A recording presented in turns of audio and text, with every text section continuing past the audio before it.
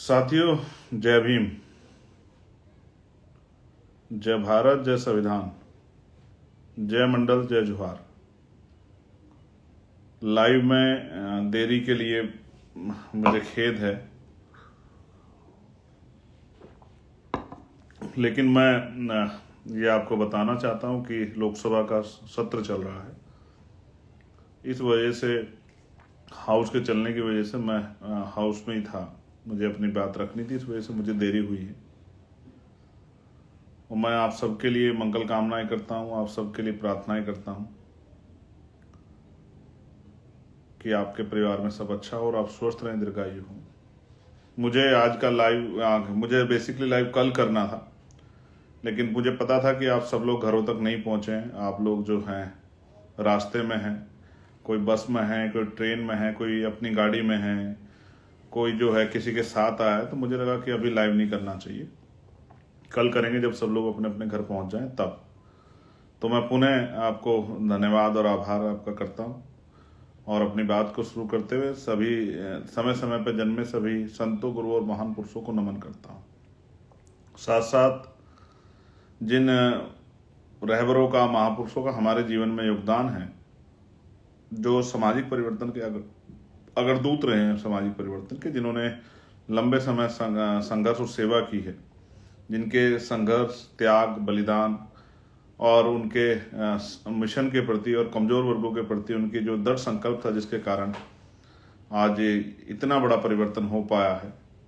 मैं औरों की तरफ भी देखता हूँ, लेकिन जब अपनी तरफ देखता हूँ तो महसूस करता हूँ कि आज देश की सबसे बड़ी पंचायत लोकसभा में मेरे जैसा व्यक्ति, जो प्राइमरी स्कूल के हेडमास्टर का बेटा है, जिसकी आर्थिक स्थिति बहुत अच्छी नहीं है, या ये कहें कि जो बहुत पहुंच नहीं रखता, इसके पीछे कोई बहुत बड़ा विरासती नाम नहीं है कि उसके दादा, परदादा, माँ, पिता मुख्यमंत्री, प्रधानमंत्री, विधायक, सांसद रहे हों या मंत्री रहे हों, ऐसा कुछ भी नाम नहीं है। तो ये सब कुछ संभव हो पाया तो ये आप लोगों के संघर्ष से, और ये बाबा साहब अम्बेडकर का संविधान है, उसकी वजह से संभव हो पाया है। उसमें हमारे महापुरुषों का योगदान। तो मैं सभी महापुरुषों को भी याद करता हूँ। जब आप यहाँ से फ्री होंगे तो मेरे पार्लियामेंट में जो बयान मैंने दिया है उसको भी सुनिएगा। आपको एहसास होगा कि मैंने कुछ बातें जो कही हैं वो आप सबके लिए। तो मैं महामानव तथागत बुद्ध के बाद और सभी संतों, गुरुओं के बाद मैं याद करता हूँ, नमन करता हूँ राष्ट्रपिता ज्योतिबा फूले जी को, माँ सावित्रीबाई फूले जी को, छत्रपति साहू जी महाराज को, डॉक्टर बाबा साहब अम्बेडकर को, महामना रामसु वर्मा जी को, बाबू जगदेव प्रसाद कुशवाहा को, जननायक कपूरी ठाकुर को, संत गाडगे जी महाराज को, नारायणा गुरु को, बिजली पासी, महाराजा बिजली पासी को, मैं अवंतिका बाई लोधी जी को भी, माँ झलकारी बाई कोरी को भी, मैं तमाम उन वीरांगनाओं को, तमाम उन वीरों को याद करता हूँ जिनका योगदान है। बाबू श्री दयाल चौरसिया जी हों या संतराम बी ए प्रजापति जी हों या कोतवाल धन सिंह गुजर हो या विजय सिंह पथिक जी हो, या उनके बाद जो है हमारे दीना भाना वाल्मीकि जी हों साहब, या साहब काशीराम जी हो, मैं उन सबको भी याद करता हूँ। और मैं धन्यवाद देता हूँ भीम आर्मी को, भीम आर्मी के साथियों को, कि इस आंदोलन में उनका बहुत बड़ा योगदान है। हमारे लीडर जो हैं भीम आर्मी के, उन सबको चोटी से लेके और नीचे तक के जो हमारे कार्यकर्ता हैं, ग्रामीण क्षेत्रों में जो काम करते हैं, और मैं आज़ाद समाज पार्टी के संगठन को, उनके साथियों को भी धन्यवाद दूंगा। साथियों, मैं उड़ीसा गया था, उड़ीसा में जुल्म हुआ, और उड़ीसा में जब हम लोग गए और संगठन की मीटिंग कर रहे थे, मैं और राष्ट्रीय अध्यक्ष जी साथ थे, लेकिन अचानक से एक हमला जो है, अंदर कुछ एक भीड़ घुसती है और वो हमला करती है। उसके बाद जो है बाहर जब हम उनको हमारे लोग उनको निकाल देते हैं, संगठन मजबूत है वहाँ, जब उनको निकाल देते हैं, जब मैं बाहर आता हूँ तो देखता हूँ कि बहुत सारी गाड़ियों में तोड़फोड़ की गई है, और वो तोड़फोड़ इसलिए की गई है कि हम लोग को डराया जा सके। हालांकि वो लोग नहीं जानते कि हम लोग सिर्फ संविधान से डरते हैं और किससे नहीं डरते। इस तरह के हमलों को हम लोग सहते रहते हैं, इस तरह के हमलों से हम लोग डरने वाले नहीं है। हमले हमारा रास्ता नहीं रोक सकते। और उस दिन मैंने महसूस भी किया कि हमले इसलिए किए जा रहे हैं कि हम लोग डर जाएं, दब जाएं, रुक जाएं, छिप जाएं। हालांकि ये संभव नहीं है। कुछ चीज़ें जिन पे मुझे जिक्र करना है, जैसे आज हमने स्नेहा बहन का जो है कुशवा जो सासाराम की है, और जो वहाँ पर बनारस में रह के तैयारी कर रही थी, उसके साथ जो उसके अपमानजनक रवैया और उसकी जो जान गई है, उसके लिए हमने विषय उठाया। और मैं मौलाना जो है एक बिलाल, जिनको पुलिस में पीटा गया, थाने में पीटा गया, उनका विषय भी हम लोग जो है पार्लियामेंट में भी उठाएंगे। और मैं आपके सामने भी रख रहा हूँ कि उनको पुलिस कस्टडी में उनके साथ 3rd डिग्री टॉर्चर किया गया बिहार में। प्यारे साथियों, आंदोलन था और मैं बधाई दूंगा कि कहीं कम और कहीं ज़्यादा बहुत अच्छा आंदोलन जो है आपने, मैं हिमाचल से लेके जम्मू, राजस्थान, पंजाब और उत्तर प्रदेश, और मैं बधाई दूंगा उत्तराखंड के साथियों को, बहुत शानदार आंदोलन किया उन्होंने। मैं दिल्ली के साथियों का भी धन्यवाद करूंगा, जहाँ राष्ट्रीय अध्यक्ष जी और हिमांशु जी और तमाम साथी थे, उनका भी धन्यवाद करूंगा। फिर मैं अपने मध्य प्रदेश के साथियों का भी बहुत बहुत धन्यवाद करूंगा, सब लोगों ने अच्छा काम किया। और मैं झारखंड के साथियों का को भी दिल से बधाई दूंगा, उड़ीसा और अपना तेलंगाना, बिहार, सभी साथियों को जो है, मध्य प्रदेश के साथियों को मैं ऑलरेडी जिक्र कर चुका हूं, उन सबको धन्यवाद दूंगा। लेकिन यहां मैं एक बात स्पष्ट कर दूं, सबसे ज्यादा जो पहरेदारी की गई वो उत्तर प्रदेश में की गई। मैं महाराष्ट्र के साथियों का भी धन्यवाद करता हूं। मैं हर एक प्रदेश में जहां बीमारी में आजाद समाज पार्टी से सबका धन्यवाद कर रहा हूं एक बार में। तो सबसे बड़ी जो रोकथाम की गई वो उत्तर प्रदेश में की गई, क्योंकि उत्तर प्रदेश में आपकी शक्ति बढ़ रही। पहले जिन मामलों में मुकदमे नहीं दर्ज होते थे, उनमें मुकदमे दर्ज होते हैं, उनमें कार्रवाई होती है। और हालांकि ये हमारे लिए चिंता का सबब है, जिस तरह से यहाँ जातिगत हिंसा और धार्मिक जो अत्याचार, ये सब चीजें हो रही है, हमारे लिए चिंता का सबब है। आर्थिक नुकसान भी जो हमें हो रहा है, ये भी हमारे लिए चिंता का सबब है। मैं इन चीजों पे बात करूंगा, पहले मैं इस आंदोलन बात करता हूँ। पहली बात, इस जातिवादी मीडिया ने चलाया कि आंदोलन Z+ सुरक्षा के लिए और उन सब के लिए और चंद्रशेखर के लिए, और ये आंदोलन चंद्रशेखर के लिए नहीं था। इस आंदोलन में तो खुद चंद्रशेखर भी था, तो चंद्रशेखर के लिए आंदोलन कैसे हो सकता है? आप समझो, इस जातिवादी मीडिया का रूप देखो आप। इसलिए मैं आज सोशल मीडिया पे आके सारी बात रखता हूँ। वो तो वही सुनना चाहते हैं जो वो लोगों को सुनवाना चाहते हैं, वही वो उसी पे जो है सवाल पूछते हैं। लेकिन ये सोशल मीडिया हमारा प्लेटफॉर्म है।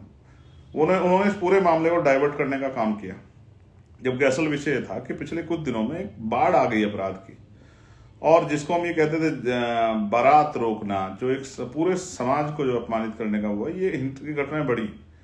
मथुरा हो, बुलंदशहर हो,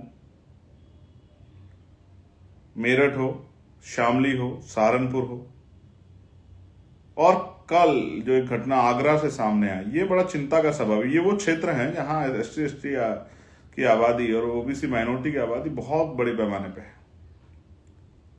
ये हम लोगों के लिए एक चैलेंज आ गया है, और ये दुश्मन ने इसलिए किया क्योंकि हमारी शक्ति बढ़ी है, तो हम पूरी ऊर्जा इन्हीं कामों पे लगाए, इसलिए भी उसने शायद ये करवाया जा रहा है जानबूझ के। पुलिस उनकी है, जुडिशरी में भी उनका हस्तक्षेप है, कोर्ट में भी जो है, मतलब एविडेंस वगैरह जब कलेक्ट होते हैं, वहां भी जब पुलिस उनके कब्जे में है, उनके आधार पे काम कर रही है, तो ये सब चीज देखनी पड़ेगी। तो इसमें पुलिस को दोष नहीं दिया जा सकता। तो ये जो बाढ़ आई है महिलाओं पे हिंसा की, लोगों की जमीन छीनने की, अब ये मैं समझता हूं अगर इसका हमने प्रतिकार नहीं किया, इसका विरोध नहीं किया, तो अंत में बहुत बड़ा खामियाजा भुगतना पड़ सकता है। तो ये जो प्रोटेस्ट था, ये मल्टीपल जो है घटनाएं थी, जिसमें स्टेट को कहा गया था कि जहां जिसके स्टेट में जो समस्या हो, उन समस्या का डाटा बना के और अधिकारियों को दो कि इनको इन पे काम करो। जैसे जालौन में अपराध की बाढ़ आ गई, एक दरोगा जी को मार दिया है, एक टीचर को मार दिया है, और कई ऐसी घटनाएं हैं जो जालौन के साथियों ने मुझे भेजी हैं। मतलब आप समझिए, उत्तर प्रदेश में तो अलीगढ़ में कई घटनाएं हो गई हैं, प्रमुख प्रमुख जिले में, कानपुर में, लखनऊ में। ऐसा लगता है जैसे सुनियोजित रूप से हम लोगों को हमारे रास्ते से हटा के दूसरे रास्ते पर ले जाने का एक जानबूझ के प्रयास हो रहा है। इसके पीछे कई ताकतें हो सकती हैं, हमें सबसे निपटना है, लेकिन संवैधानिक रूप से। तो मैं उत्तर प्रदेश के साथियों का, सभी देश के साथियों के, अलग अलग प्रदेशों के साथियों का धन्यवाद देने के बाद उत्तर प्रदेश के साथियों का विशेष धन्यवाद इसलिए करूंगा क्योंकि आप जानते हैं 3 दिन पहले से धरपकड़ शुरू हो गई थी। किसी को घर पे अरेस्ट किया गया, किसी को दुकान पर अरेस्ट किया गया, किसी को जो है मेरे जैसा जो कार्यकर्ता आ रहा था उसको जो है बिहार बॉर्डर पे करके और डिपोर्ट किया। आपने सुना होगा कि अमेरिका से डिपोर्ट किए गए इंडियन, लेकिन यहाँ तो अपने ही प्रदेश में घुसने पर जो है, हालांकि पूरा देश ही अपना, यूपी में घुसने पर सईद रजा में मुझे डिपोर्ट किया गया, और डिपोर्ट करके मुझे जो है वो, ये क्या है, ये क्या है? तो नहीं साहब, आप जो है नहीं जा सकते और सरकार नहीं चाहती कि आप जाएं। और बताइए, अपने जो आप अन्याय रोक नहीं पा रहे हो और अपने अन्याय जो हो रहा है उसको, उसके लिए खिलाफ आवाज उठा सरकार सवाल कहाँ पूछेंगे? हमारा अभी कोई आदमी असेंबली का मेंबर तो नहीं है, एमएलए तो नहीं है उत्तर प्रदेश में, तो जवाब कहाँ मांगे? तो सड़कों मांगे, सड़कों पे मांगने नहीं दे रहे आप लोग। तो ये जो किया गया, जो वहां से निकल के ट्रेन की तरफ गए, उनको ट्रेन पे जो है, ट्रेन पे चेकिंग लगा के ट्रेन पे रोक लिया गया, जो नीले पटके पहने थे, या जानकारी करके, क्योंकि डाटा मंगाया गया था। और ग्रामीण क्षेत्रों में आज बूथ के, सेक्टर के, और जो भी नेता हमारा पार्टी संगठन का थोड़ा सा निकला हुआ, उनको अरेस्ट किया। जहाँ कैडर चल रहा था, कैडर में जाके, कैडर में जो लोग काम कर रहे थे हमारे भीम आर्मी के, उनको जो है कैडर लेते, उनको रोका गया। फिर जो है गजब की बात आप देखिए, हर टोल नाके पर पुलिस खड़ी होकर चेकिंग कर रही थी। कुछ साथी बस से निकले, अपनी छोटी गाड़ी, उनकी छोटी गाड़ी को रोका गया। जो बस से निकले वो तो टोल नाकों पे रोके ही जाएंगे कि आप कहां जा रहे हो। पूरी सुनियोजित तरीके से हमारे आंदोलन को कमतर करके जो है किसी को खुश करने का और हमारी हिम्मत तोड़ने का प्रयास किया गया। लेकिन ऐसे में मैं धन्यवाद दूंगा उन बहादुर योद्धाओं को जो लखनऊ पहुंचे।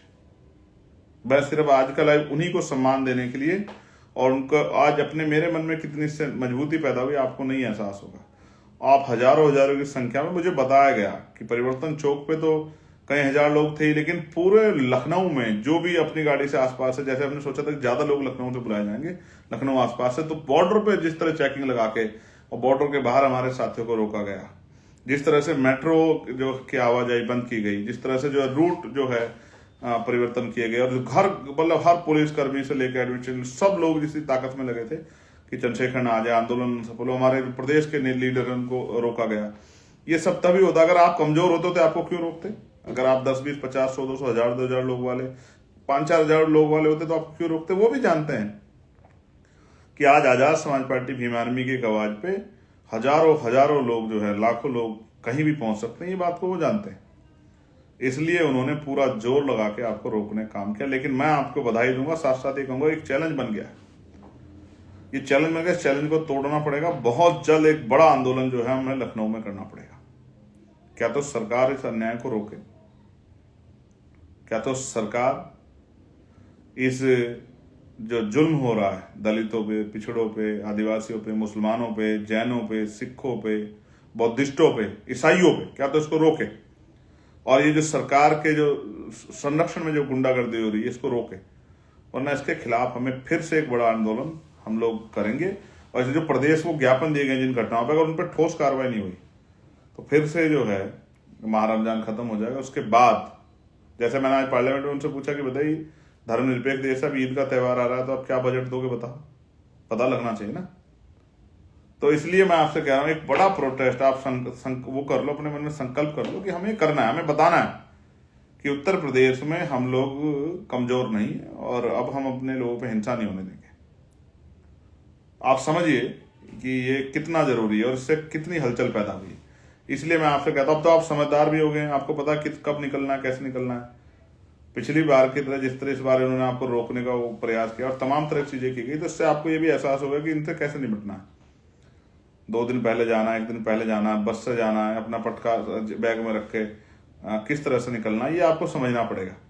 ये एक समझदारी थी, और जो कार्यकर्ता वहां पहुंचे थे उन्होंने संकल्प लेकर जिस तरह का जो है एक विश्वास दिखाने का काम किया, ये भी जो है बहुत शानदार था। मैं आप सबको बधाई देता हूं। और एक बहुत जल्द हम लोग कमर कस लें, एक बड़ा प्रदर्शन जिसमें कम से कम 2 लाख लोग हम लोग जो है लखनऊ पहुंचे, एक बड़ा प्रदर्शन की तैयारी हम लोग अब जो है ये ईद के बाद हम लोग करेंगे। आप लोग कमर कस लें, मन संकल्प कर लें। जो एक आदमी साथी पहुंचा था वो अपने यहाँ से अपने बूथ के 10 साथियों को लेकर पहुंचे। हम इस सरकार को बताएंगे कि अन्याय हम लोग नहीं सहने वाले हैं, और इस अन्याय का प्रतिकार किया जाएगा। और जो समस्याएं हैं उत्तर प्रदेश में, चाहे वो नौजवानों की हो, चाहे वो छात्रों की हो, चाहे वो बहनों के सम्मान की हो, चाहे वो किसानों की हो, चाहे वो व्यापारियों की हो, उन सब समस्याओं पे हम लोग काम करके दिखाएंगे। ये भी हमें अपने मन में संकल्प करना, और हमें अपने संगठन को और मजबूत बनाना है। जो साथी जहां काम कर रहा है वो अपने अपने जिस पद पे या जिस क्षेत्र में वो है, अगर वो बूथ का कार्यकर्ता तो अपने आप को छोटा ना माने, लेकिन अपने बूथ को सबसे अच्छा बनाए। हमें बहुजन समाज में भाईचारा पैदा करना, ये भी समझना है। दुश्मन की चाल को भी कामयाब नहीं होने देना कि कभी जोश में, कभी भावुक होकर आप लोग आपस में, बहुजन समाज के लोग लड़ो। किससे भी मत लड़ो, आप बहुजन सोचो, छोड़ो, किसी से भी ना लड़ो, आप अपनी तरक्की के बारे में सोचो। आप कैसे जो है कामयाब हो सकते हैं, कैसे राजनीतिक शक्ति प्राप्त करके पॉलिसी बना के अपनी गरीबी, बेबसी, लाचारी, बीमारी, परेशानी, बेरोजगारी, इन सबको कैसे खत्म कर सकते हो, इसके बारे में सोचो। कैसे आपको सुख सुविधा का और आत्मसम्मान का जीवन मिल सकता है, ये हिंसा कैसे रोक सकती है, इसके बारे में सोचो। लड़ाई झगड़े में पड़ना हमारा काम नहीं है। ये जानबूझ के हमारे साथ लड़ाई झगड़ा करेंगे जिससे कि हम अपने मकसद से हट जाएं। और मैं आपको ये कहना चाहता हूं, हमें नहीं इन चीज़ों पर ध्यान देना है। हमें अपने अधिकार, अपनी बुनियादी जरूरतें और किस तरह से हम जो हैं आत्मसम्मान का जीवन प्राप्त कर सकें, इस बारे में सोचना है। जो साथी जिनके पेपर चल रहे हैं मैं उनको बधाई देता हूँ, और तमाम तरह की जो अपने कंपटीशन की तैयारी कर रहे हैं उनको भी मैं बधाई देता हूँ। बहुत जल्द आपसे मुलाकात होने वाली, जमीन पे, आपके गांव में, आपके कस्बे में, आपके शहर में, आपकी गलियों में बहुत जल्द मुलाकात होगी। क्योंकि अब बहुजन समाज को मरने के लिए या उनके अधिकारों को लूटने के लिए नहीं छोड़ा जा सकता। ये संकल्प आजाद समाज पार्टी भीम आर्मी के लोगों ने कर लिया। और मैं बहुजन समाज के लोगों से भी कहूंगा कि वो जैसे उन्होंने मौका अन्य अन्य पार्टी को, अन्य नेताओं को दिया, एक मौका अपने बेटे, अपने भाई चंद्रशेखर आजाद को भी देके देखें।